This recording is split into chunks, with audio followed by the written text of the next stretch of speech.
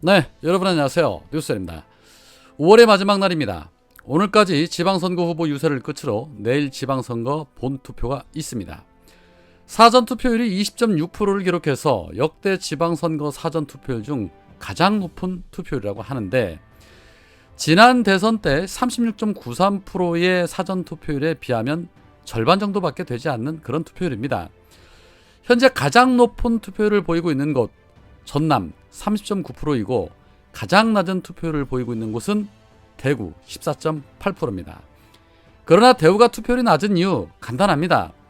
하도 사전투표 조작설에 대한 음모론을 많이 뻗들어 놔서 아마도 그 영향이 적지 않을 것이라는 것과 어차피 뻔한 투표이기 때문인 것이죠.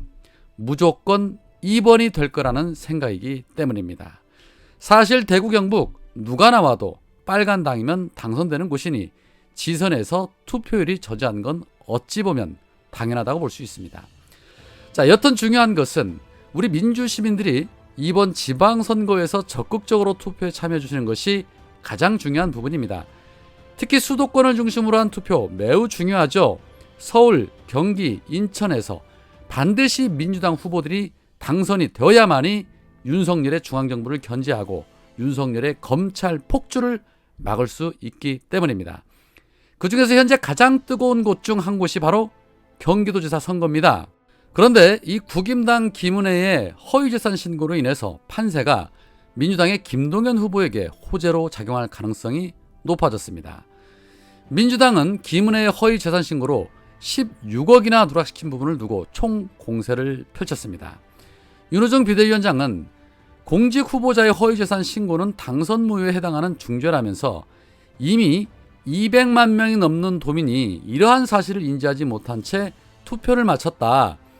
도민의 참정권 행사에 커다란 위해를 가한 명백한 범죄다라고 비난하면서 김은혜의 거짓말은 이미 상습 사기범 수준이다.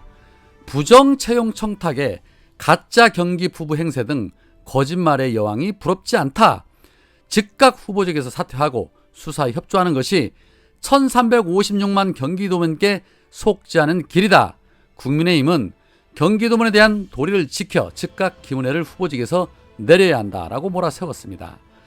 박지원 위원장은 241억 원인 본인 재산도 제대로 계산할 줄 모르면서 33조 원이나 되는 경기도 예산을 관리하겠다고 나섰다. 참 용기는 가상하지만 당선이 돼도 모여될 선거에 연연하지 말고 그냥 조용히 물러나기 바란다라고 말했으며, 박홍근 원내대표는 김은혜는 이미 채용 청탁 의혹이 사실로 드러났고 가짜 경기맘 논란으로 진짜 경기맘들을 박탈감에 빠지게 했다.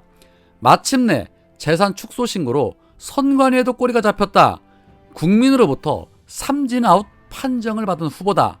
선관위가 사실에 부합하지 않는다고 결정한 만큼 공직선거법 위반 혐의 수사가 불가피해 보인다. 평소에 살아있는 권력에 대한 수사를 강조한 윤석열 대통령의 뜻에 따라서 당국도 성역 없는 수사에 즉각 나서야 한다라고 촉구했습니다. 사실상 이 정도면 게임 아웃이라고 봐야죠. 그런데 김은혜 측은 고의성이 없었다며 실무진의 실수라고 또 해명하고 있습니다. 한두 번도 아니고 재산 신고를 몇 번을 했는데 실무진의 실수랍니다. 뻔한 스토리죠. 그리고 본인 재산 신고하는데 본인이 안 챙기고 누가 챙긴단 말입니까? 가짜는 해명일 뿐이죠. 자, 그런데 더 기가 차는 것은 이 국임당의 행태입니다. 오늘 한 라디오 인터뷰에서 국임당의 김기현은 이렇게 말합니다. 객관적으로 보면 그 자체가 유죄가 되기 어려워 보인다. 고의성이 있는 것이 아니기 때문에 고의로 해야 되는 것이지 실수란 것 자체는 처벌하지 않도록 돼 있는 것이다. 본인도 모르게 실무자들이 한 것이면 거기에 대한 처벌 자체가 무죄가 될 수 있는 것이다. 저는 판사 출신이다. 그 범죄 자체는 과실범으로 처벌하도록 돼 있는 게 아니고 고의범으로 처벌하도록 돼 있기 때문에 고의성 입증이 안 되는 사유라고 봐서 유죄가 될 여지는 없다고 본다라면서 사실상 미리 재판부에 가이드라인까지 만들어주고 있었습니다. 정말 가짜않습니다. 대한민국의 판사 출신이 본인만 있는 줄 아나 봅니다. 그렇게 따지자면 고의성 없는 죄는 전부 무죄가 되어야 형평성에 맞는 것이겠지요. 일반 시민의 상식보다도 못한 법이라면 그걸 어디 법이라고 볼 수 있겠습니까? 그러니 허구한 날 상식적이지 않은 판결들이 난립을 하는 것이고 편향적인 판결들이 난리를 치는 것이겠지만 말입니다. 대한민국 뜯어고칠 때가 하도 많아서 어디서부터 손을 대야 할지 참 엄두도 안 납니다. 그래도 해야겠지요. 자, 한편 오늘 법무부 산하에 이 고위공직자 인사를 검증할 인사검증관리단 신설안이 국무회의를 통해 통과가 됐다고 합니다. 이렇게 되면 이제 한동훈 밑으로 대다수 검사로 구성된 인사단이 앞으로 윤석열 정부 공직자들의 인사 검증을 하게 됩니다. 이거 보통 심각한 일이 아닙니다. 박홍근 원내대표가 인사검증단을 강행할 경우에 한동훈의 탄핵안 또는 해임안을 건의하겠다면서 강경한 입장을 밝힌 바 있는데 어떻게 진행되는지 지켜볼 것입니다. 이제 민주당은 강한 야당 되어야 합니다. 뒤로 물러설 곳 없습니다. 그런데 이뿐만이 아닙니다. 대통령 과적과 친인척들을 감시하는 역할을 했던 이 대통령실 특별감찰관 폐지 논란도 뜨겁습니다. 윤석열이 특별감찰관을 임명하지 않을 수 있다는 입장과 함께 특별감찰관제 폐지 가능성까지 언급을 했습니다. 자, 이 말인 즉슨 본부장 비리 의혹이 이미 차고도 넘치는데 특별감찰관을 두게 되면 우리 가족은 살아남을 수 없다라는 윤석열의 고백이라고 생각이 됩니다. 그러자 윤핵 관종 한 사람이 장제원마저도 이를 비판하면서 윤석열 그럴 사람 아니다. 특별감찰관제는 엄연히 헌법에 규정되어 있는 것이다. 윤석열이 국회가 법을 개정하거나 폐지하지 않았는데 법을 무력화시킬 사람은 아니다 라면서 윤석열은 대통령 친인척과 수석 비서관 이상 고위공직자에 대한 감찰은 그 어느 정권보다 엄격하게 이루어져야 한다고 생각하는 분이다. 만에 하나 오늘 기사가 선거를 앞두고 의도된 악의적 보도가 아니라 실제 대통령실 관계자에 의해 나온 얘기라면 대통령실 또한 크게 각성해야 한다라면서 대통령실을 겨냥했습니다. 윤석열이 친인척과 고위공직자에 대한 감찰은 엄격하게 생각을 한답니다. 참 지나가는 개가 웃을 일이죠. 이번 내각 인사들 그래서 그렇게 하나같이 문제투성이었습니까? 혹시 말입니다. 특별감찰관제 만들었다가 이런저런 비리 못 저지를까봐 그런 것은 아닐까 하는 의구심이 먼저 생깁니다.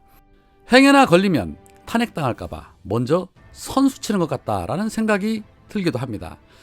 여튼 문제가 더 커질 것으로 보이자 국힘당은 곧바로 민주당과 6일 지방선거 이후에 특별감찰관 후보자 추천을 하기로 했다라고 발표를 냈습니다. 그 특별감찰관에 민주당에서는 좀 야무지고 찰진 인사를 추천해야 할 것입니다.